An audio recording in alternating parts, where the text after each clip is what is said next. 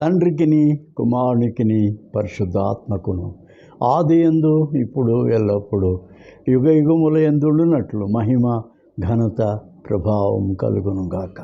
ఆమేన్.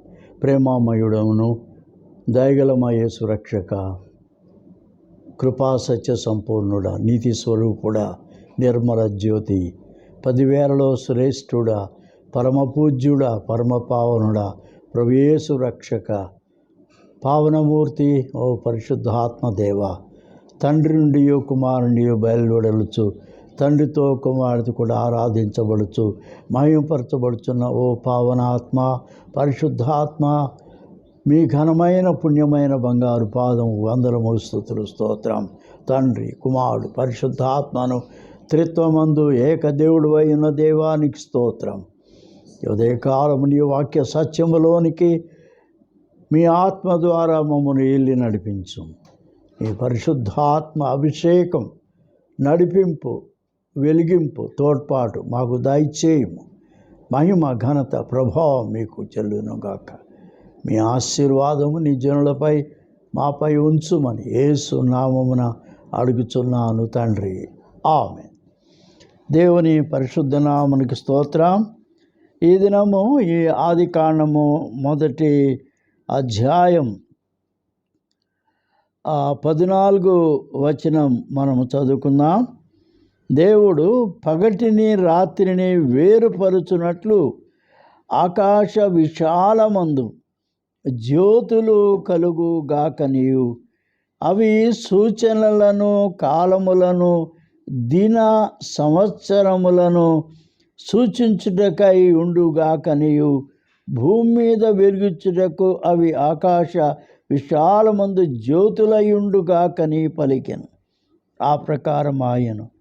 దేవుడు ఆ 2 గొప్ప జ్యోతులను, అనగా పగటిని ఏలుటకు పెద్ద జ్యోతిని, రాత్రిని ఏలుటకు చిన్న జ్యోతిని, నక్షత్రములను చేశాను. భూమి మీద వెలిగించుటకై పగటిని రాత్రిని ఏలుటకును, వెలుగును చీకటిని వేరుపరుచుటకును దేవుడు ఆకాశ విశాలమందు వాటిని ఉంచెను. అది మంచిదని దేవుడు చూచెను.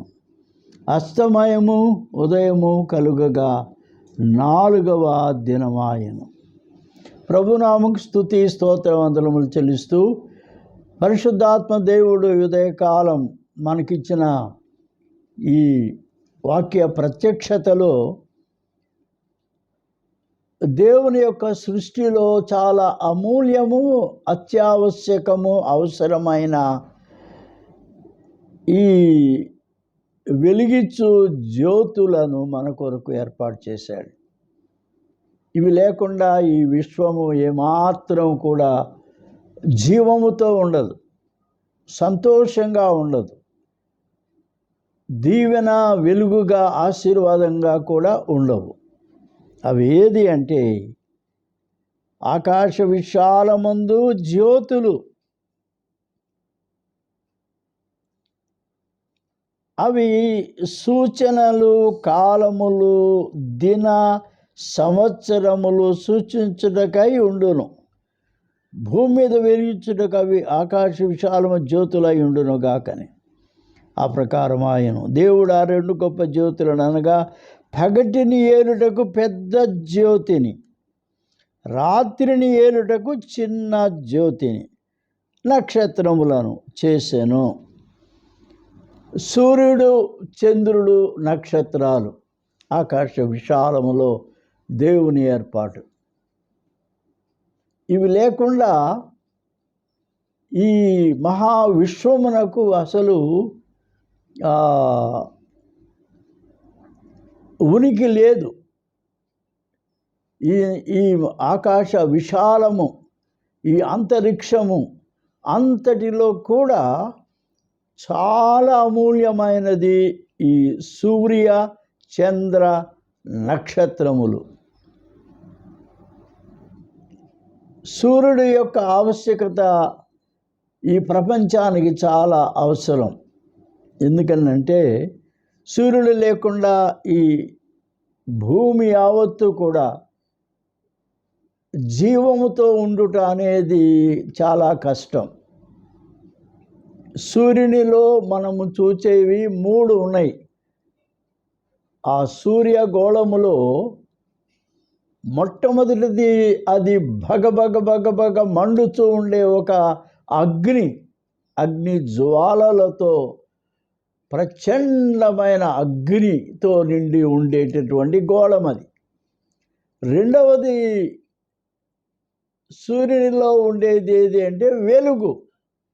మూడవది ఏది అంటే వేడిమి. ఈ మూడింటిని ఎవరు కూడా వేరు చేయలేరు. సూర్యుడు ఎప్పుడు కూడా ఒక మండుతూ ఉండే గోళమే. సూర్యుడు ఎప్పుడు కూడా వెలుగుతో, ప్రకాశమానమైన కాంతితో ఉండేటటువంటి గోళమే. మూడవది సూర్యునిలో ఉండే వేడిమి, వెచ్చదనం ఈ మహావిశ్వం అంతటికీ అవసరం. ఎందుకనంటే ఇవి మహావిశ్వములో మనము గమనించే అనేకమైనటువంటి శక్తి యొక్క మూలములలో ఒక ప్రాముఖ్యమైన మూలము ఏది అంటే మ్యాగ్నెటిక్ పవర్. ఈ మ్యాగ్నెటిక్ పవర్, దీని ద్వారా ఈ మహావిశ్వములో ఉన్నటువంటి అనేకమైన గ్రహములు, ఈ గ్రహరాశులు, ఈ యొక్క అన్నీ కూడా అవి తమ యొక్క స్థానములో అవి ఉండాలి అని చెప్పనంటే వాటిని అట్లా ఉంచేటటువంటిది ఏది అంటే ఒక మ్యాగ్నెటిక్ పవర్. సూర్యుడి చుట్టూ ఒక 9 గ్రహములు తిరుగుతూ ఉంటాయి. ఈ నవగ్రహాలకి వాటి యొక్క పరిధి వాటికి ఉంది. ఆ పరిధిలోనే అవి పరిభ్రమిస్తూ ఉంటాయి.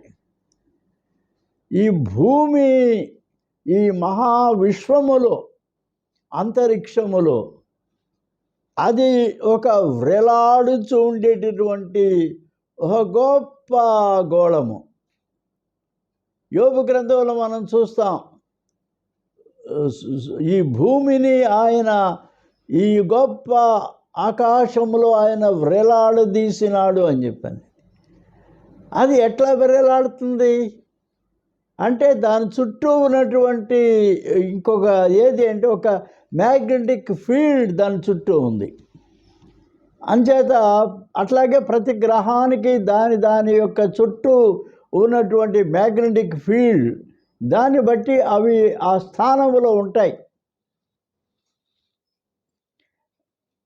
ఆ స్థానంలో ఉండి అవి పరిభ్రమిస్తూ ఉంటాయి. అలాగూ ఉండుట వలన జరిగేటటువంటి కార్యము ఏది పనంటే వాటికి దేవుడు నియమించినటువంటి కార్యక్రమములు అవి చేస్తూ ఉంటాయి. ఈ సూర్యునిలో ఉన్నటువంటి వెలుగు ఎన్నడూ కూడా తరిగిపోదు, ఎల్లప్పుడూ ప్రకాశమానంగానే ఉంటాడు. సూర్యునిలో ఉండేటువంటి శక్తిని ఉత్పన్నము చేసేటటువంటిది ఆ మహావేడిమి. అది చాలా ముఖ్యమైనది, అవసరమైంది కూడా. తద్వారా జరిగే సంగతి ఏంటంటే ఈ మహావిశ్వములో సృష్టి యావత్తు కూడా అది సరిగా ఉండాలి అని చెప్పనంటే సృష్టి యావత్తుకు ఒక మహాశక్తి అవసరం, ఎనర్జీ అవసరం, పవర్ అవసరం. దాని కొరకు దేవుడు రకరకాల ఏర్పాట్లు చేశాడు. ఈ సూర్యునిలో ఉన్నటువంటి శక్తిని మనం సోలార్ పవర్ అనేదిగా వాడుకుంటూ ఉన్నాం. ఈ సోలార్ పవర్ ద్వారా ఈ యొక్క మహావిశ్వం అంతటికి కావలసిన శక్తి ఉత్పత్తి అవుతూ ఉంది. మనకు తెలిసినటువంటి శక్తి ఎన్నో రూపాల్లో ఉంది. ఈ శక్తి యావత్తు కూడా ఒకటి ఈ సూర్యుని వలన కలిగే సోలార్ పవర్, రెండవది విండ్ పవర్, మూడవది వేవ్ పవర్, సముద్ర జలాల్లో ఉండే తరంగాలు, అవి కూడా శక్తిని ప్రదర్శిస్తూ ఉంటుంది. ఇలాగూ మరి బొగ్గు మనకు తెలుసు, దాని థర్మల్ పవర్ అంటున్నాం. నీరు మనకు తెలుసు, హైడ్రో పవర్ అది. ఇలాగూ భూమిలో ఈ యొక్క మనుగడకు, మానవ జాతికి ఈ వృక్షాదులు, జంతుజాలములు, ఇవన్నీ మనుగడకు అవసరమైన శక్తి ఇన్ని రూపాలుగా దేవుడు అమర్చినాడు. వీటన్నిటిలో ప్రధానమైంది సూర్యరశ్మిలో నుంచి వచ్చే శక్తి, సోలార్ పవర్. ఇది లేకపోతే సూర్యునిలో ఉండేటువంటి ఆ వెలుగు, వేడిమి, ఆ యొక్క అగ్ని వంటి మహా గొప్ప అగ్ని, అది లేకపోతే ఈ వృక్షజాలములు, వృక్షములు, మొక్కలు అన్నీ కూడా వాటి యొక్క మనుగడకు కావలసిన ఈ ఆహారాన్ని అవి సంపాదించుకోవడానికి ఫోటోసింథసిస్ అంటారు, క్లోరోఫిల్, ఆ గ్రీన్ కలర్లో ఉండేటువంటిది. తద్వారా ఈ యొక్క వృక్షాలు, మొక్కలు, అన్నీ కూడా, మొలకలు కూడా అవి ఎదగాలి అంటే వాటికి క్లోరోఫిల్ కావాలి. ఆకుపచ్చని ఆ యొక్క రంగు కలిగి ఉండడానికి. దాన్ని ఎక్కడి నుంచి వస్తుందంటే ఇదిగో సూర్యరశ్మి ద్వారానే అవి పొందుతూ ఉంటాయి. అలాగే జంతువులకు కూడా సూర్యరశ్మి చాలా అవసరం. ఈ మహాసముద్రాల్లో ఉండేటువంటి గొప్ప గొప్ప తిమింగలాలు, పెద్ద పెద్ద చేపలు, మరి ఆ జల సంపద యావత్తు కూడా ఈ సూర్యుని యొక్క రశ్మి వాటికి అవసరం. ఈ మహావిశ్వం అంతటికి సూర్యుడి అవసరమే. కనుక దేవుడు ఈ సూర్యుడిని ఆయన ఏర్పాటు చేశాడు. ఒక నిరంతరమైన అగ్ని, ఒక నిరంతరమైన వెలుగు, ఒక నిరంతరమైన వేడిమి, వెచ్చదనం ఈ మహాభూమి యావత్తుకు, గ్రహములన్నిటికీ అవసరం. ఎందుకంటే అవి వాటి యొక్క అయస్కాంతపు పరిభ్రమణ చేయడానికి కావలసిన వాటి యొక్క ఫీల్డ్లో అవి ఉండటానికి అవసరమైంది ఈ సూర్యుని యొక్క మహావిశ్వములో ఉండే, అంతరిక్షములో ఉండే ఆ మహాశక్తి. అలాగే చంద్రుడు, రాత్రి ఈ వెన్నెల వెలుగు, దీని ద్వారా కాలములు, సూచనలు కదా చంద్రమానం అంటారు. అంటే కాలములను లెక్కించుటకు సూర్యుని ద్వారా మనకు తెలియజేసేది ఏదంటే కాలములు, సూచనలు, దినము, సంవత్సరం కదా. భూమి తన చుట్టూ తాను ఒకసారి తిరిగి రావడానికి కావాల్సింది అది 24 గంటలు టైం పడుద్ది. తద్వారా ఇది ఒక దినం. అలాగే తన చుట్టూ తాను తిరుగుతూ సూర్యుని చుట్టూ భూమి తిరిగి రావడానికి కావలసింది 365 రోజులు. కాబట్టి అది ఒక సంవత్సరం. ఈ కాలమానము లెక్కించడానికి కావలసినవి ఇవి ఈ సూచనలకు అవసరమైంది. సూర్యుడు, చంద్రుడు, ఈ సూర్యుని ద్వారా, చంద్రమానము ద్వారా ఈ కాలములు, సమయములు లెక్కించవచ్చును. ఈ ఏర్పాటు దేవుడు చేశాడు. కాబట్టి ఇది ఈ భూప్రపంచం అంతటికీ అవసరమే. ఈ మహావిశ్వం అంతటికీ ఇది అవసరం. ఇది మనము ఇదనం తెలుసుకుంటూ ఉన్నాం.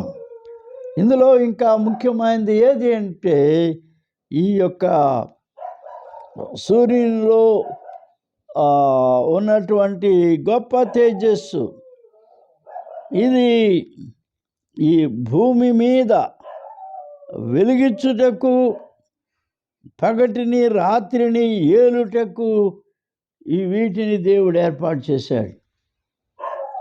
ఆకాశ విశాలమందు వాటిని ఉంచాడు. అది మంచిది అని దేవుడు చూశాడు. మంచిది అనేటటువంటిది ఏది అంటే ఇది ప్రయోజనకరం, ఉపయోగకరమైంది మానవ మనుగడకు, అలాగే జీవరాశుల యొక్క మనుగడకు, వృక్షముల యొక్క మనుగడకు ఈ యొక్క సూర్యుని వేడిమి అవసరం. చెట్లు పుష్పించడానికి, పూత పోయడానికి, చెట్లు కాయలు కాయడానికి, పండ్లు పండడానికి అవసరమైంది ఏది అంటే ఈ సూర్యుని యొక్క వెలుగు, వేడిమే. తద్వారా అవి చక్కగా తన కాలంలో ఆ పండ్లు అవి చక్కగా పండి మనుషులకు అది ఎంతో ప్రయోజనకరం, ఉపయోగకరమైంది. అటువంటి దీవెన ఈ యొక్క 2 గ్రహ రాశుల్లో ఉన్నాయి. అయితే ఇక్కడ ఒక ముఖ్యమైన సంగతి మనం జ్ఞాపకం చేసుకోవాలి. ఎందుకనంటే ఈ భూమి, ఈ యొక్క మహా విశ్వము, ఈ అంతరిక్షంలో ఉండేటువంటి ఈ సెలెస్టియల్ బాడీస్ ఇవన్నీ కూడా గొప్ప గ్రహరాశులు. ఇవన్నీ శాశ్వతం కాదు. ఎందుకంటే ఒక దినం వస్తూ ఉంది. దాన్నే మరి పేతురు తన పత్రికలో వ్రాస్తాడు. 3వ అధ్యాయం గనక మనం దాన్ని జాగ్రత్తగా చూస్తే ఇవి శాశ్వతంగా ఉండవు. భూమి మీద శాశ్వతంగా, ఈ అంతరిక్షంలో ఉండే ఈ యొక్క జ్యోతులు శాశ్వతం కాదు. ఒక దినం వస్తూ ఉంది. 3వ అధ్యాయం 2వ పేతురు పత్రిక 3వ అధ్యాయాన్ని మనం చూస్తే ప్రభు దినము, the day of the lord అని చెప్పని అంటారు. అది చాలా భయంకరమైంది. ఎందుకంటే సూర్యుడు తన యొక్క ప్రకాశమానాన్ని కోల్పోతాడు. సూర్యుడు ఎర్రగా బ్లడ్గా కలర్లో అయిపోతాడు. చంద్రుడు కూడా బ్లడ్ మూన్ అంటారు, ఎర్ర రంగుతో ఉంటాడు. ఈ యొక్క సూర్యుడు, చంద్రుడు మరి తమ యొక్క వెలుగును కోల్పోయి ఆకాశం అంతా కూడా ఒక చాప చుట్టలాగా చుట్టివేయబడద్ది. నక్షత్రాలన్నీ కూడా ఒక చెట్టున పండిన ఫలములు రాలిపోవునట్లుగా అవి రాలిపోతాయి.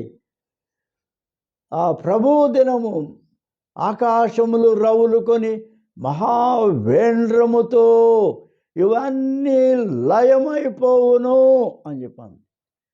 భూమి మీద కృత్యములన్నీ కూడా కారిపోతాయి. ఇదంతా కూడా గతించిపోయేవే ఒకనాడు. కానీ దేవుని వాక్యములో ఉన్న ఒక గొప్ప సత్యం ఏంటంటే ఈ మహా గొప్ప విశ్వంలో దేవుడు ఏర్పాటు చేసిన ఈ యొక్క కార్యము ఏది అని చెప్పని మనము గనక చూస్తే ఈ మలాకి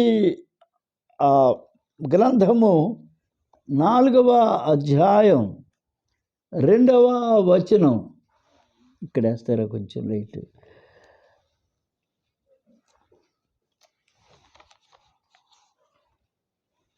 మలాకి 4:2. అయితే నా నామందు భయభక్తులు గలవారకు మీకు నీతి సూర్యుడు ఉదయించును, అతని రెక్కలు ఆరోగ్యము కలుగుచేయును. గనుక మీరు బయలుదేరి క్రొవ్విన దూడలు గంతులు వేయునట్లు గంతులు వేయుదురు. నీతి సూర్యుడు. ఎవరు ఈ నీతి సూర్యుడు అని చెప్పనంటే, ఆ నీతి సూర్యుడు మన రక్షకుడైన ప్రభువైన యేసుక్రీస్తే. ఆయనే ఆ నీతి సూర్యుడు. కనుక నీతి సూర్యుడైన యేసుక్రీస్తు ఈ లోకమునకు ఆయన రానున్న వాడుగా ఉన్నాడు. యేసుక్రీస్తు ప్రభువు ఈ లోకానికి అవసరం. ఈ మహావిశ్వం అంతటికి సూర్యుడు ఎంత అవసరమో, అలాగే ఈ మానవాళి మనుగడకు, ఆత్మీయ మనుగడకు నీతి సూర్యుడైన యేసుక్రీస్తు ప్రభువు మనకు అవసరం. ఆ నీతి సూర్యుడైన యేసుక్రీస్తు ప్రభువు మన ఆత్మలకు కావలసిన ఆరోగ్యమును అనుగ్రహించువాడు. అందుచేత నీతి సూర్యునిలో మనకేముందంటే ఆరోగ్యం ఉంది. నీతి సూర్యునిలో ఆరోగ్యము మనకు ఉన్నది అని దేవుని వాక్యం మనకు తెలియజేస్తూ ఉంది. అయితే నా నామమందు భయభక్తులు గలవారకు మీకు. ఎవరికి నీతి సూర్యుడు? దేవుని నామమందు భయభక్తులు కలిగిన వారికి, దేవుని నామమును విశ్వసించిన వారికి, దేవుని నామమును వారి యొక్క అంతరంగ జీవితంలో వారు గొప్పగా దీవించబడినటువంటి వారు, విశ్వాసము గలవారు, నీతిమంతులైన వారు, యేసుక్రీస్తు ప్రభు రక్తము చేత కడగబడి పాపములు క్షమించబడి తిరిగి జన్మించి మారు మనసు పొంది రక్షణ పొందిన వారు, వారికి ఆయన ఇచ్చే గొప్ప ఆశీర్వాదము ఏది అంటే, నా నామమందు భయభక్తులు గల వారకు మీకు నీతి సూర్యుడి ఉదయించును, అతని రెక్కలు ఆరోగ్యము మీకు కలుగజేయును. ఒక చిన్న పాట నేను మీ కొరకు ఈ సమయంలో పల్లవి 1-2 చరణాలు పాడతాను. ఓ నీతి సూర్యుడా క్రీస్తేసు నాదుడా, నీ దివ్య కాంతిని నాలో ఉదయింప చేయుమా. ప్రభు నన్ను వెలిగించుమా, ఓ నీతి సూర్యుడా క్రీస్తేసు నాదుడా, నీ దివ్య కాంతిని నాలో ఉదయింప చేయుమా. ప్రభు నన్ను వెలిగించుమా. నేనే లోకానికి వెలుగై యున్నానని, మీరు లోకానికి వెలుగై యుండాలని ఆదేశించి నావుగాన నాలో ఉదయించుమా. ప్రభు నన్ను వెలిగించుమా. నా తరంగమునా ఏ మూలన్ వెదకినా, అత్యంత పాపపు గాఢాంధకారమే నన్నావరించినను, చేగావునా నాలో ఉదయించుమా ప్రభు నన్ను వెలిగించుమా ఓ నీతి సూర్యుడా క్రీస్తేసు నాదుడా నీ దివ్య కాంతిని నాలో ఉదయింప చేయుమా ప్రభు నన్ను వెలిగించుమా. నక్షత్రాలు ఆకాశంలో దేవుడు ఉంచాడు.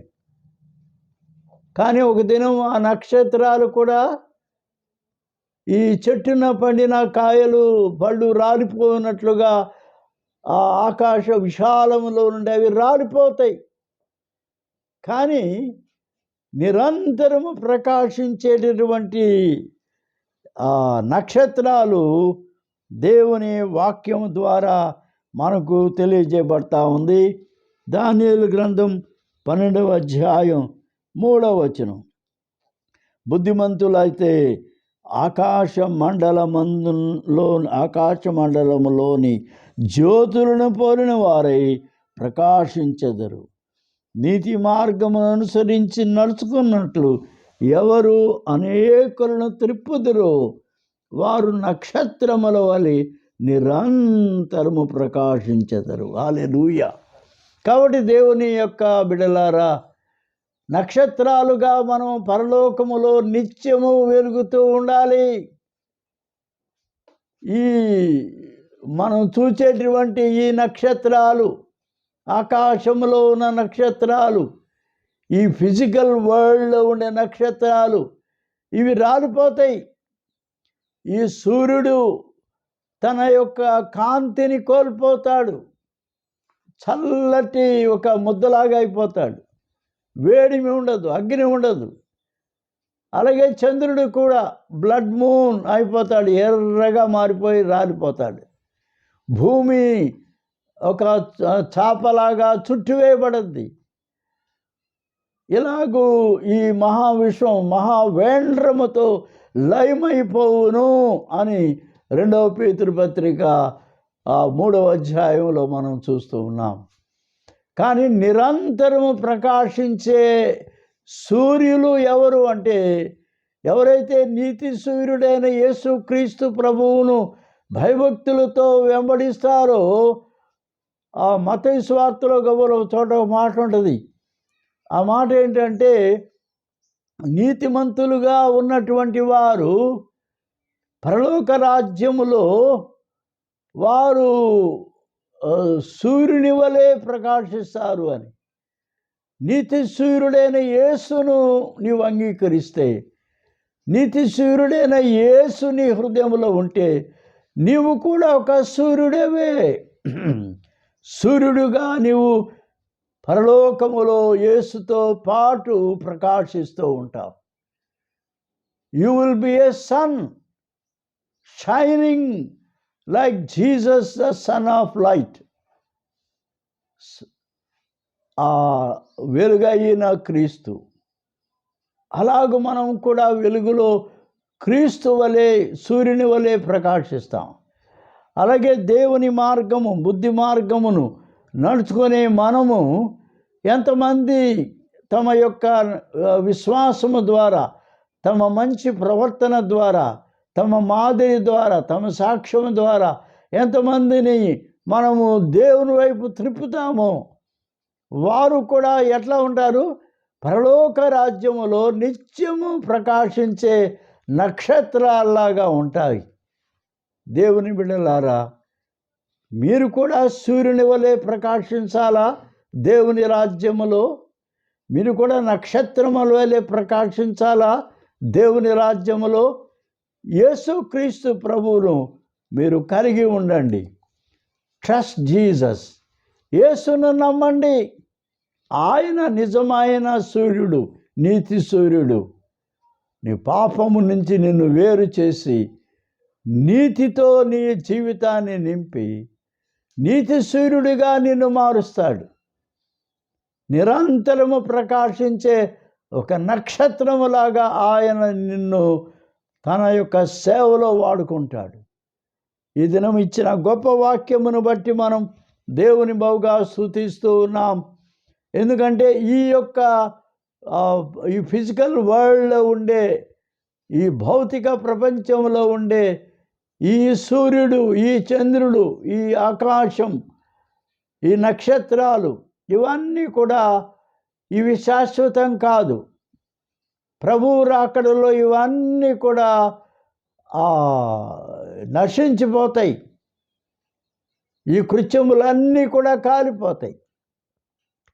కానీ నిరంతరము ప్రకాశించే సూర్యుడిగా, నీతి సూర్యుడిగా, నిరంతరం ప్రకాశించే నక్షత్రములాగా క్రీస్తును కలిగిన వారు, పరలోక రాజ్యములో క్రీస్తు కొరకు ఈ లోకములో జీవించిన వారు, క్రీస్తును కలిగి పరలోకములో నీతి సూర్యుల్లాగా జీవిస్తారు, నక్షత్రముల్లాగా ప్రకాశిస్తారు. ప్రభు ఈ వాక్యము దీవించును గాక. ఆమేన్. దేవా, మా పరమ తండ్రి, మీరిచ్చిన ఈ యొక్క అద్భుతమైన వాక్యోపదేశం బట్టి మీకు వందనములు. ఈ వాక్యమును, ఈ యొక్క సేవను దీవించుము. మీరు మా హృదయాల్లోకి రండి ప్రభువా. ఓ నీతి సూర్యుడా, మా హృదయంలోనికి రమ్ము. మమ్మను వెలిగించుము, మాలో ఉదయించుము. మేము నీ కొరకు నీతి సూర్యుడిలాగా జీవించటానికి, మేము నీ కొరకు నక్షత్రం వలె నిరంతరము ప్రకాశించటానికి ఆకాశములో, పరలోకములో మాలో మీరుండి మీ దీవెన మాకు దయచేయమని యేసు పుణ్యనామమున అడుగుచున్నాను తండ్రి. ఆమేన్. దేవుని స్తోత్రం.